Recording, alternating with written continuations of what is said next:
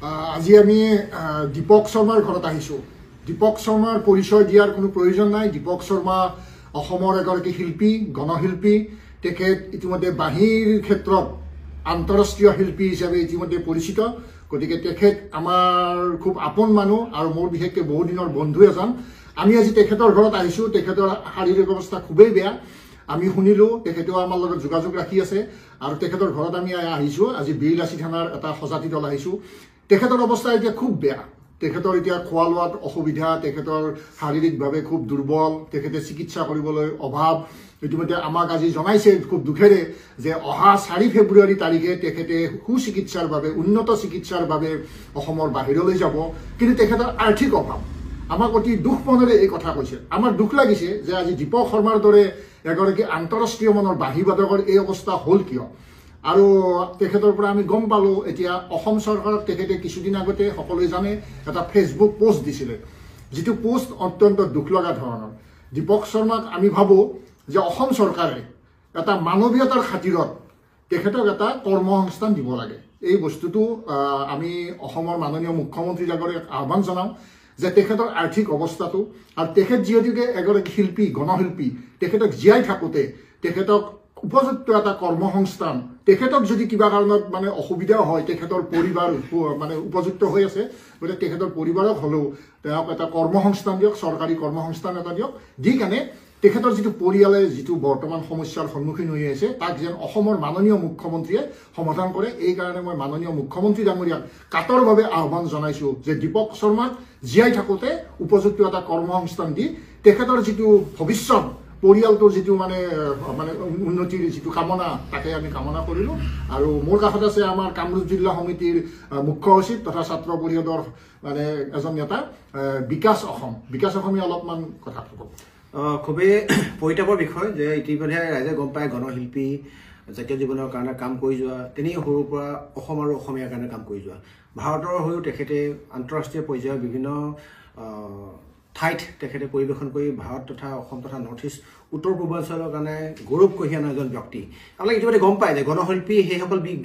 শিল্পীক কয় যিসকল শিল্পীয়ে ৰাইজৰ মৰম আৰু আশীৰ্বাদত জীয়াই থাকে। তেখেত ইতিমধ্যে শাৰীৰিকভাৱে আমি ভবাৰ ধৰণে সুস্থ নহয়। য'ত তেওঁ বাঁহী এটা বজাই ধৰি লৈছোঁ, তেওঁ কোনোবা অনুষ্ঠান কৰি তেওঁ উপাৰ্জন কৰিব পাৰিব, কাৰণ তেখেতক ইতিমধ্যে চিকিৎসকে মানা কৰি দিছে।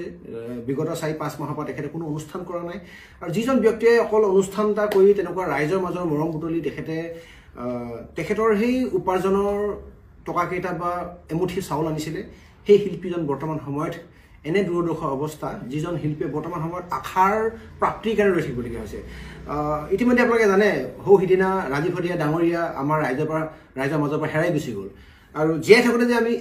যদি এজন ব্যক্তিক যদি আমি যদি তেখেতৰ সেই মূল্যখিনি আমি যদি বুজি নাপাওঁ, তেখেতৰ অৱদানখিনি আমি যদি স্বীকৃতি নিদিওঁ, তেতিয়াহ'লে আমি এই পাপৰ ভাৰ না আমি ল'ব পাৰিম, না মুখ্যমন্ত্ৰী ডাঙৰীয়াই ল'ব। গতিকে মাননীয় মুখ্যমন্ত্ৰী ডাঙৰীয়াক আমি দেখিছোঁ যে দীপক শৰ্মা ডাঙৰীয়াই ইতিমধ্যে 2-3 বাৰ এনেকুৱা বিভাগীয় কৰ্তৃপক্ষ বা মন্ত্ৰীৰ লগত তেওঁ যোগাযোগত আছিলে, স্মাৰকপত্ৰ দিছে, কিন্তু তেওঁৰ এই যিখিনি পাবলগীয়াখিনি পোৱা নাই। এজন যোগ্য ব্যক্তি, যিজন ব্যক্তিয়ে ভাৰত তথা অসম তথা উত্তৰ পূৰ্বাঞ্চলক প্ৰতিনিধিত্ব কৰিছিলে। এতিয়া আমি বিচাৰোঁ এনেকৈ যদি শিল্পীসকলক যদি আমি এনেকৈ অৱমাননা কৰি ৰাখোঁ। বিগত দিনত আপোনালোকে দেখিছিলে যে আপোনাৰ অৰুণ দাসেই হওক, জয়ন্ত দাসৰ ক্ষেত্ৰতে হওক বা কিশোৰ দাস,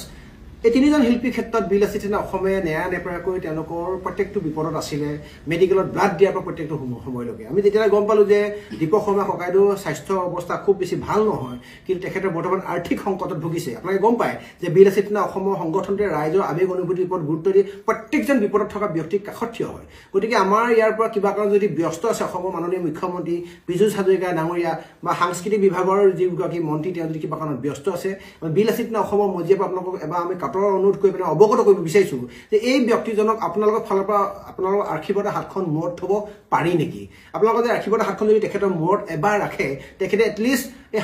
আৰ্থিক যিবিলাক সংকটত ভুগি তেখেতে বিভিন্ন ধৰণৰ মানসিকভাৱে তেখেতে হেঁচা পাইছে সেই হেঁচাখিনি পাবলগীয়া নহয় আমি বিচাৰিছোঁ বিভিন্নখন বিশ্ববিদ্যালয় আছে য'ত পাৰফৰ্মিং আৰ্টছৰ ব্যৱস্থা আছে বিভিন্নখন কলেজ আছে য'ত মিউজিকৰ ব্যৱস্থা আছে তাত আপোনালোকে এক্সটাৰ্নেল হিচাপে হওক বা ধৰি লৈছোঁ আপোনালোকে এই পৰিদৰ্শক কৰা ব্যৱস্থাৰ বিষয়া এজনে বুলি হওক বা কোনোবা কলেজত যদি তেখেতক বা ইউনিভাৰ্চিটিত যদি তেওঁ যদি গেষ্ট ফেকাল্টি হিচাপে যদি ৰাখিব পাৰে আপুনি ইতিমধ্যে গম পায় যে গেষ্ট ফেকাল্টি হিচাপে আমি ৰাখিবৰ কাৰণে কোনো বয়সৰ কথা নাথাকে তাত আপোনাৰ অভিজ্ঞতাৰ কথা থাকে তাত তেখেতৰ নিপুণতাৰ কথা থাকে গতিকে মাননীয় দীপক শৰ্মা ডাঙৰীয়া বিল লাচিত সেনা অসমে তেখেতৰ সেই বিপৰ্যয়টো হোৱাৰ আগতে আহি আমি তেখেতক লগ কৰিছোঁ আৰু মাননীয় মুখ্যমন্ত্ৰী ডাঙৰীয়াক আমাৰ ফালৰ পৰা এটা কাটৰ অনুৰোধ থাকিব যে এই ব্যক্তিজনক যিজন ব্যক্তিয়ে আশাৰ হেঁপাহৰ কাৰণে তেখেতে ৰৈ আছে কিবা এটা চৰকাৰে কৰিব নেকি কোনোবা দল সংগঠন আহি তেখেতৰ কাষত থিয় হ'বহি নেকি বিল লাচিত অসমে তেখেতৰ কাষত আহি থিয় হৈছোঁ মোৰ তেখেতক সঁচাকৈ কৈছোঁ তেখেতক মই এনেকুৱা ধৰণৰ মানে এটা পিকচাৰ মই দেখা নাছিলোঁ যেতিয়া দীপক শৰ্মা বুলি ক'লে গোটেই মানে আপোনাৰ গালে তেজে আপোনাৰ মঙহে খুব এজন নিপুণ এজন ব্যক্তি দেখিছিলোঁ যিজন ব্যক্তিৰ মুখত যিকোনো সময়ত হাঁহি দেখিছিলোঁ যিকোনো সময়ত প্ৰতিভাৰ এখন প্ৰতিচ্ছবি দেখিছিলোঁ কিন্তু আমি আহি দেখিছোঁ তেখেতে খুব হতাশাত তেখেতে ঘৰতে বহি আছে আমাৰ দেখি পেলাই যিটো হেমেকে হাঁহি মাৰিছে তাত গম পাব পাৰি যে তেখেতে বিভিন্ন ধৰণৰ সমস্যাৰ সন্মুখীন হৈ আছে গতিকে মাননীয় মুখ্যমন্ত্ৰী ডাঙৰীয়াই ইচ্ছা কৰিলে যিকোনো ধৰণৰ কাম কৰা আমি দেখিছোঁ তেখেতে কৰিব পাৰে ভগৱানে তেখেতক হিমালয়ৰ নিচিনা শক্তি দিছে হিমালয়ৰ নিচিনা টকা পইচা দিছে অগাধ সম্পত্তি দিছে তেখেতে যদি কিঞ্চিতমান যদি দীপক শৰ্মা ডাঙৰীয়াৰ কাৰণে যদি ভাবে আমি ভাবোঁ আহি থকা দিনত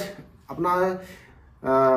সকলো মানুহ পৃথিৱীৰ পৰা যাবগৈ লাগিব এটলিষ্ট এই ককাইদেউজনক যদি আপোনালোকে সেইখিনি মৰম দিয়ে এই শিল্পীজনক গণশিল্পীজনক যদি আপোনালোকে সেইখিনি জীয়াই থকা দিনত যদি শ্ৰদ্ধা কৰে যিটো অলপ দিনৰ আগত আমি কৈ গ'লোঁ যে ৰাজীৱ শদিয়া ডাঙৰীয়া পৃথিৱীৰ পৰা গুচি যোৱাৰ পিছত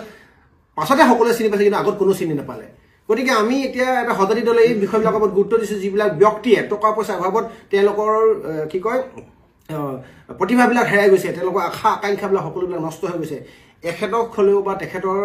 আমি বৌক দেখিছোঁ বৌয়ে চাকৰি কৰা বয়স এটা আছে বা আমাৰ ডাঙৰীয়া দীপক শৰ্মা ডাঙৰীয়াও চাকৰি কৰোঁ বুলি ক'লে ধৰিছোঁ গেষ্ট ফেকাল্টি হিচাপে বা গেষ্ট লেকচাৰ হিচাপে বা তেখেতক তেনেকুৱা ধৰণৰ পদত ৰাখি পোৱা নাই বা পায় নেকি অধ্যক্ষ 100% পাৰে গতিকে এইটো আমাৰ অনুৰোধ থাকিলে মাননীয় মুখ্যমন্ত্ৰী ডাঙৰীয়ালৈ আৰু এটা কথা কিন্তু আমাৰ বিশ্বাস আছে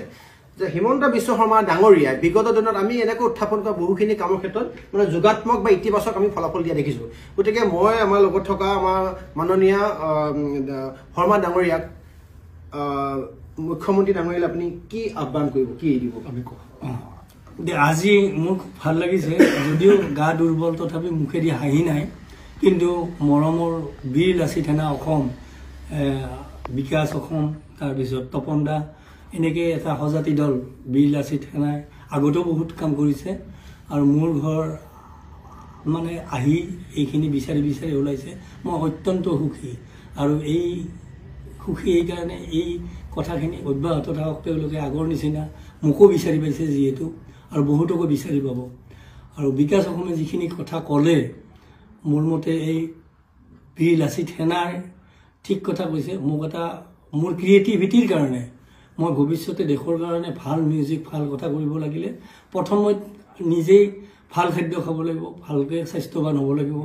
ভাল অভাৱ অনাটন দূৰ হ'ব লাগিব তেতিয়াহে মোৰ ভাল হ'ব চৰকাৰক ময়ো অনুৰোধ কৰিছোঁ মই প্ৰত্যেকজন মন্ত্ৰী মিনিষ্টাৰক মই ইতিমধ্যে OSD এইবিলাকক মই দি থৈ আহিছোঁ বিমল ডেকা বুলি এজন কমিশ্যনাৰ আছে তেওঁৰ হতুৱাই আমি গোটেই মুখ্যমন্ত্ৰী ডাঙৰীয়া কুন্তল বৰদলৈৰ হাতত মই হেৰিখন দিছোঁ এপ্লিকেশ্যনখন তেওঁলোকৰ পালোঁ বিমল বৰা ছাৰক দিছোঁ ৰঞ্জিত দাস পীযুষ হাজৰিকা আৰু বহুতবাৰ মই মানে ফোনেৰেও কৈছোঁ গতিকে মই কৃতজ্ঞতা এইখিনিতে মোৰ কিবা হওক নহওক বীৰ লাচিত সেনাই যিখিনি মৰম মোৰ কাৰণে মোৰ খবৰ লৈ মোৰ কাষত থিয় হৈছে তে ইয়াতকৈ আৰু মোৰ কৃতজ্ঞতা একো থাকিব নোৱাৰে যে বীৰ লাচিত সেনাই আগতেও এনেকুৱা কাম কৰি আহিছে আৰু কৰিব বুলি বিশ্বাস আৰু সেইকাৰণে মই এই সংগঠনটোৰ প্ৰতি মোৰ বহুত শ্ৰদ্ধা আছে আগৰ পৰাই আছে গতিকে বিকাশ অসমে যিখিনি কথা কৈছে সম্ভৱ অতি সোনকালে মুখ্যমন্ত্ৰী ডাঙৰীয়াই এই কথাখিনি শুনিব কাৰণ মই এপ্লিকেশ্যনো কৰিছোঁ আৰু জীয়াই থাকোঁতেই মানুহক সন্মান দিয়াটো আমি উচিত বুলি ভাবোঁ আৰু ভাল লাগিছে গোটেইবিলাকক পাই আজি যে আৰু এই যাত্ৰা অব্যাহত থাকক কৃষ্ণ